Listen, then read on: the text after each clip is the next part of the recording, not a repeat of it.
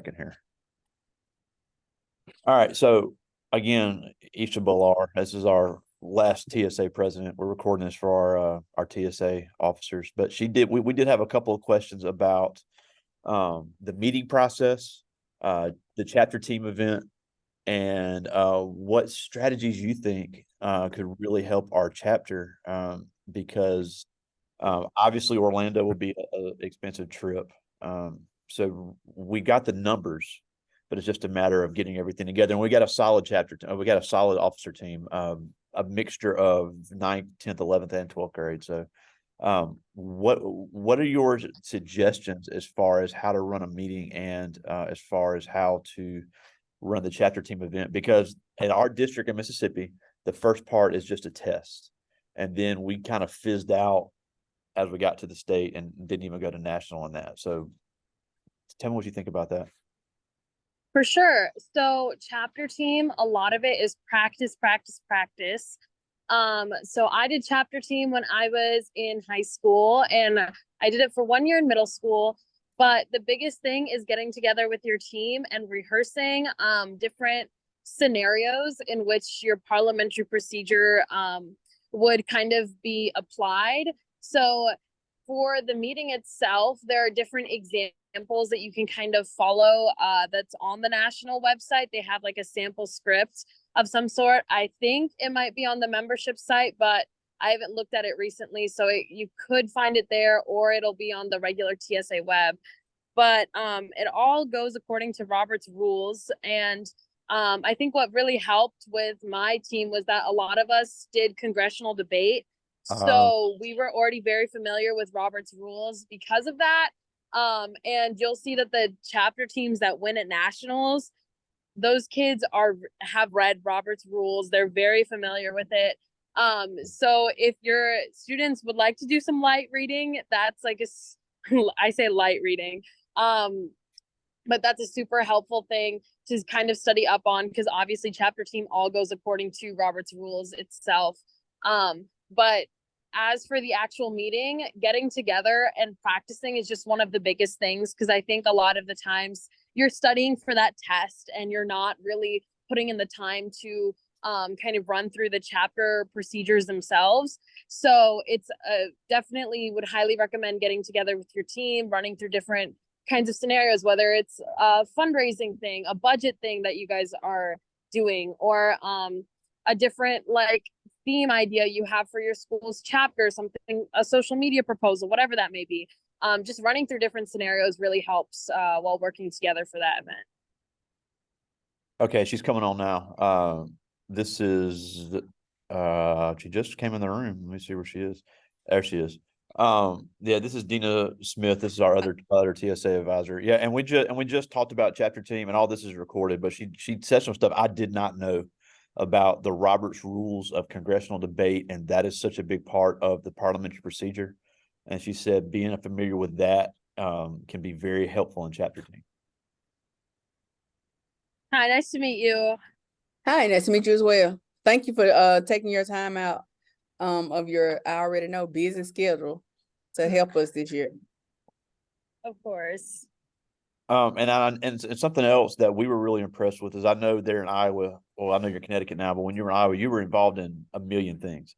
And we're a small school. We have a lot of kids that are getting pulled in different directions. So what type of things did your chapter do to make sure everybody was involved while they were still getting pulled in all these other commitments? Yeah, so one of the biggest things that we did, especially in middle school, was kind of having open shop hours. So after school, like it would normally be 3 times a week, or some weeks, especially leading up to state and local conferences, we'd have open shop like every day after school, where our advisor would just keep his room open to kind of come in and work on our different projects and that kind of thing for TSA. So that was super helpful because, as you said, I was super involved in a lot of things. So were a lot of the other kids at my chapter. So we wouldn't go all the time to open shop. We'd find a day that works during the week. We'd make sure we go in during that day. And it's all about prioritization, right? So for me, TSA was one of my priorities. So I'd often like put that above other things that I was doing. especially when it came towards state conference season and national conference season. It was a lot of just managing my time during those like critical TSA periods.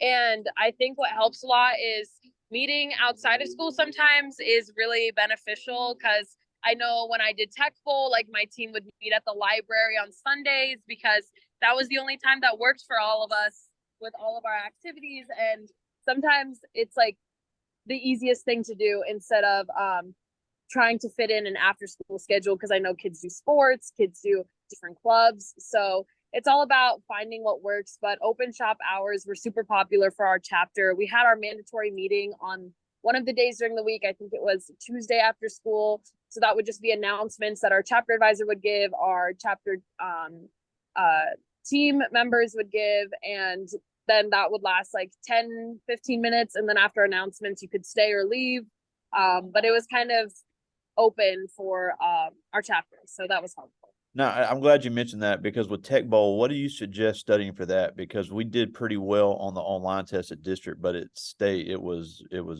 abysmal. Yeah, so for Tech Bowl in Iowa, we don't have a written test or anything. We just go straight into the actual Jeopardy kind of type of Tech Bowl. So for that, my team, we studied a lot. There were a lot of Quizlets online already, like TSA. If you search up like TSA Quiz Bowl Quizlet or TSA Tech Bowl Quizlet. So we'd go off of that. And Iowa specifically had like some study materials. But when it came to nationals, we also didn't do the best.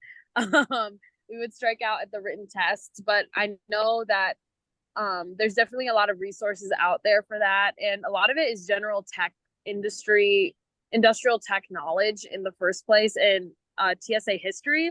So even in just reading up on some TSA history and what kids are learning in their industrial tech classes, if any of them are taking that, or STEM classes, turns out to be really helpful and applicable to Tech Bowl too. So yeah, our president is in our IT program at our career center, so I think that could be extremely helpful as well.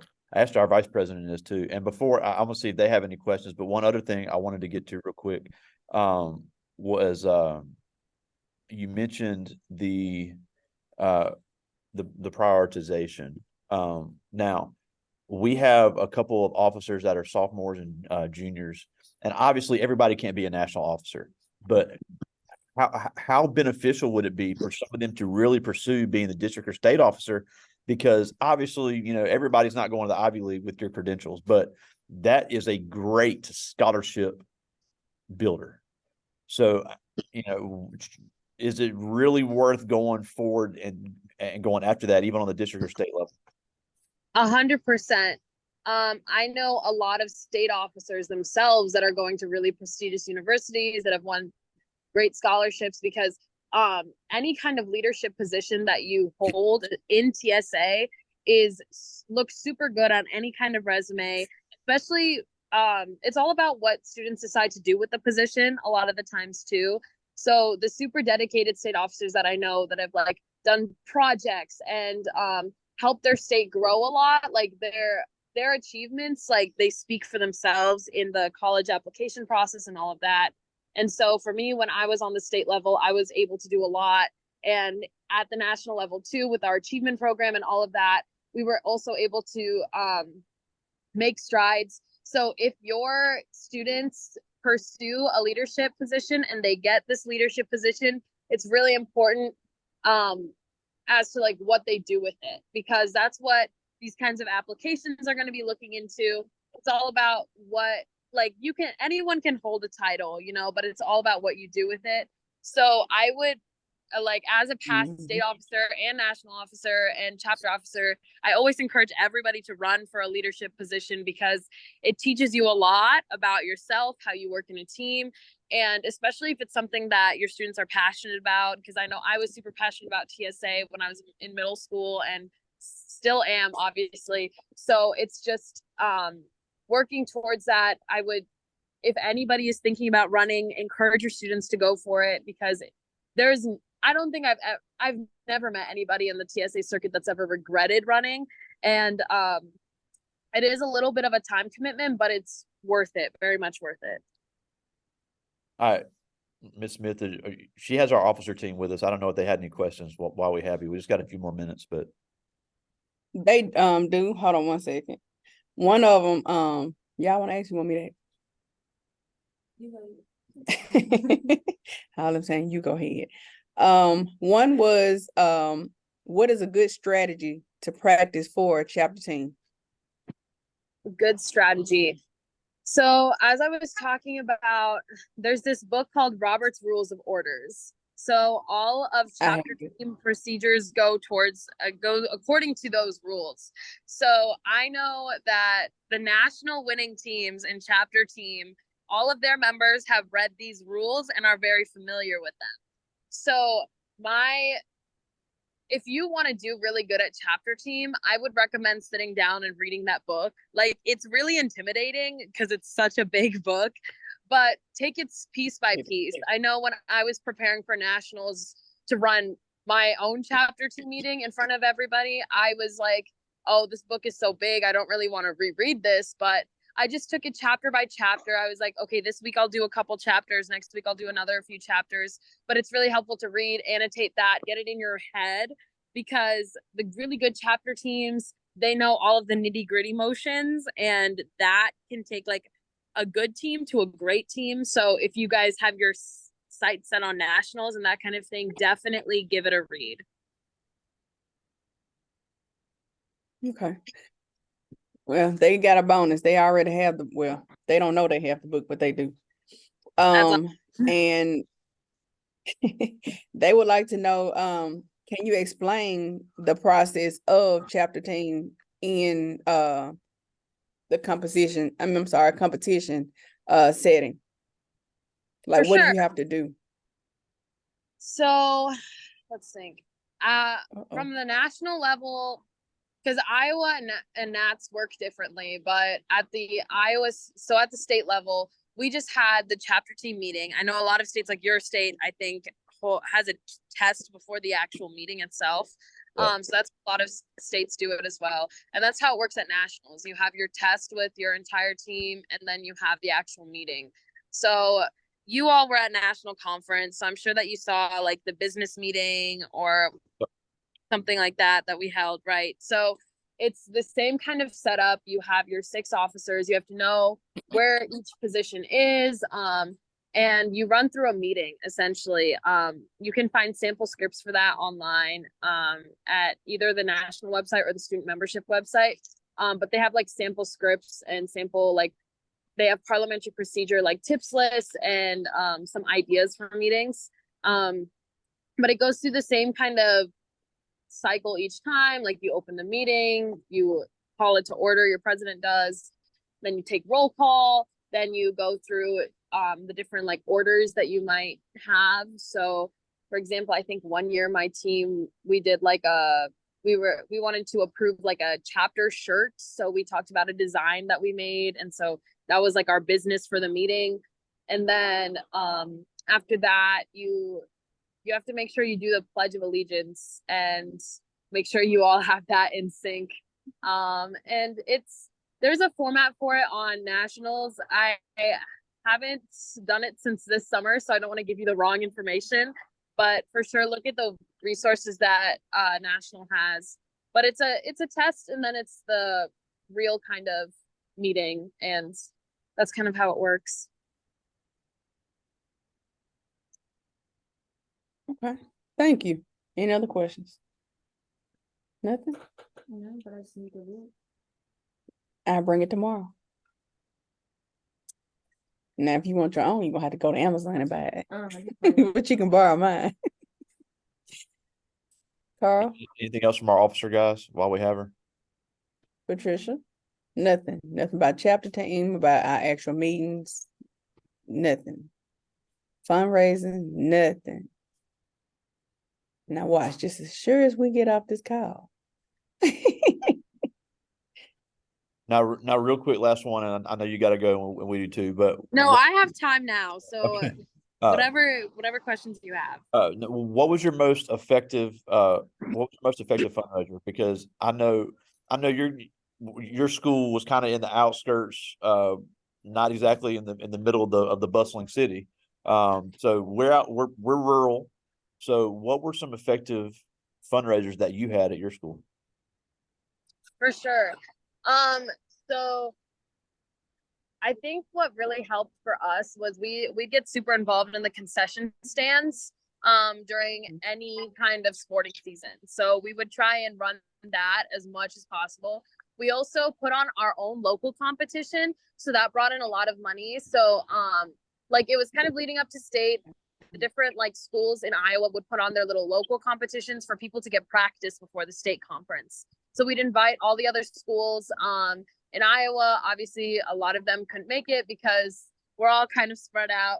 But the ones that did, we'd have food there. We'd have different little things that like we could make money off of. Like sometimes we sold shirts. But so the local conference itself raked in a lot of money. So that was super helpful. But getting involved in the concession stand was something easy because we would just have our chapter members sign up for whichever shifts worked during the school season. So that was super helpful. I know some schools have done different events with like STEM days and that kind of thing where they've hosted like their Vex robots and like all these different kinds of things that people can come in and watch and try to make money off of that. People have sold merchandise. They've done like lollipop fundraisers, candy fundraisers, popcorn fundraisers. So I've heard all different kinds of things that work, but it all depends on what works for your school itself. For my school, the concession stand was easy, and so our local competition was also super helpful. Awesome. Nothing else? Okay. Well, again, thank you so much for taking out your time. It means a lot, and I'm sure they'll have some more questions. So we have Mr. Piker to reach back out if Of we come course. up with it. And you can Yeah. tell them that they can reach out to me as well. Like now Mr. Pygat has my email, my Instagram, and I think my email, hopefully, maybe I'll Yep. send you that again if you I got okay, them both, perfect. So if they ever need help with anything, any advice, like I'm totally open to that. Good luck with everything this next year and let me know how it goes. I'm really excited for all of you. So Yeah, we were really impressed with you at nationals. It was unbelievable, and I'd been to several national conferences, and you were the best one I've seen as far as national president. I thought you were incredible. Thank you so much. I appreciate that. Well, thanks for taking some time for us. I know it's a crazy schedule already as a freshman up there at Yale, so that's awesome. Of course. Have a nice rest of your day. All right, thank you so much. You too. Thank you.